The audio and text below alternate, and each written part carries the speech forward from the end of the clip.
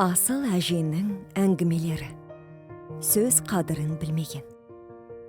Әй ағас, айтасыз ау сізде. Жарайды, сөз тапқанға қолқа жоқ. Бұл істің де бір қайыры болар.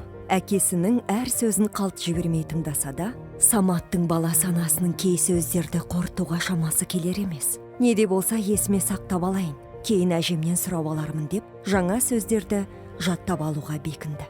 Тағы бірде әкесінің Айтпақшы бәке, құлағыңызға алтын сырға, жақында соғым соямыз деген сөзін естіп, ер кісінің құлағына алтын сырға неге керек деп одан әрі таңғалған. Самат үйіне орала сала, әжесін іздеді. Әжесі бақ ішінде әндеде тоқыма тоқып отыр екен. Келе сала, асыл әжені қатты құшақтап, бетінен шөлп-шөлп еткізіп, сүйіп алды. Ақ жаулықты кейуананың жүзіне демде күлкі үйіріліп, көңіліне қуаныш енді. Немересін айналып толғанып, қалтасындағы қатты құртты қолына ұстатты. «Әже!» деді бір кезде Самат, дауысын жоғары көтеріңкіреп. «Ау құлыным!» деді асыл әже қолындағы тоқымасын жалғастырып жатып. «Бүгін әкемнен жаңа сөздер естіп таңғалдым. Бұрын соңды естімеген соң, мағынасын түсінбедім. Сіз маған сол сөздерді түсіндіріп беріңізші!» деді Самат әжесінің жанына жайғаса кетіп. «Айта ғой балапаным, құлағым сенде. Әкем бір кісіге өтініш айтты. Сосын жаңағы кісі ойда жоқта бір сөз айтып қалып еді. Әкетай күліп, сөз тапқанға қолқа жоқ деді. Ал менің қолқа дегеннің не екенін білмей басым қатты. Есейді деген осы жарқыным. Білмегенін сұрау ер жеткеннің белгісі. Ал сен түсінбеген сөзге келер болсақ, оның тарихы тым тереңде жатыр.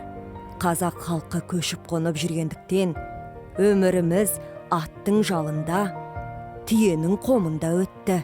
Ауыр жүкті жылқыға емес көбіне түйеге артқан. Ал атан түйе тұрған кезде оған жүк арту қиын. Оны шөгеру керек болған. Сол түйені шөгеруге арналған затты, яғни қуыс киізді қолқа деп атаған. Шөгеру деген не? Шөгеру деген түйені жатқызу. Ал қолқаның сөзге не қатысы бар? Жөнді сұрақ жарығым. Жаңағы айтқан қолқаны тіпті кішкентай бала тартса да алып түйе төмендейтін болған. Ал оның мәтелге қатысы мынада. Кезінде сөзге сенгіш уәдеде тұрғыш қазақ бір-біріне өтініш жасар болса, саған айтар қолқан бар деп көмек сұраған. Қолқа салынып тұрған адам еріксіз шөккен түйедей иіле кетуі керек болған. Ал одан бас тарту көргенсіздік боп көрінген.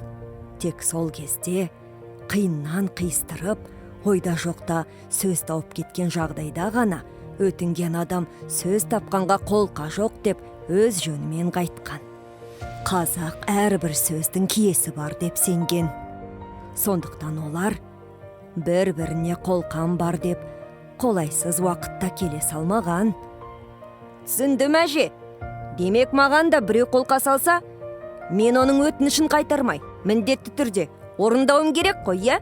Ақылымнан айналдым арғымағым. Тек біреуге қолқа салғанда абай бол.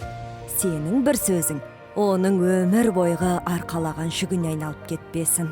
Деген әжесі тұруға оқталғанда, тағы бір сұрағым бар әже, деп Самат екінші сауалын қоюға дайындалды. Сосын әкем жаңағы көкеге құлағыңызға алтын сырға деді. Сонда біздің ата-бабаларымыздың арасында сырға таққан ер кісілерде болған ба? Деген немересінің кіршіксіз көңілмен қойған сұрағына асыл әже күліп жіберді. Самат қате сұрақ қойдым ба деп қысылып, алма бетіне қан жүгіріп өтті. Бұл сөздің де көтерер жүгі жеңіл емес қарағым. Бірақ құлағыңа алтын сырға дегенді бабаларымыз басқа мағынада қолданған. Қалай сонда? Деді Самат. Қазіргі жастар оны сен тыңда, саған арналған, есіңде болсын деген сөздердің орнына қолданса, біздің аталарымыз бұл тіркесті мүлдем басқа мағынада айтқан. Мысалы, деді Самат әжесіне үңіле қарап. Мысалы, хан сарайы деп елестетсек, онда ер кісілер ел ішіндегі мәселелерді көрші мемлекеттермен болатын түйткілді дүниелердің шешімін қарастырып отырады. Сол мезетте қызмет етіп жүрген қыз келіншектер құпия бір деректі естіп қалса, үлкен кісілер құлағыңа алтын сырға деп аузын бөтен сөзден тыйып тастаған. Демек, оның мағынасы тыңдамай-ақ қой, мән берме деген тіркестермен пара-пар. Мәссаған, әже, не деген сөздер, е? Деп Самат өзінің білімге қаныққан басын бір сипап, қанаттанып кетті. Балам, қазақ сөз қадірін білген халық. Себебі, сөз қадірін білмеген, өз қадірін білмейді деген мәтелдің мәйгімен өмір сүрген. Сондықтан жүрген жеріңде білгеніңмен бөлісіп, халқыңның қазынасын арттыра біл, деп асыл әже орнынан тұрады. Самат әжесін қатты құшақтап, бүгінгі берген біліміне алғысын жаудырады.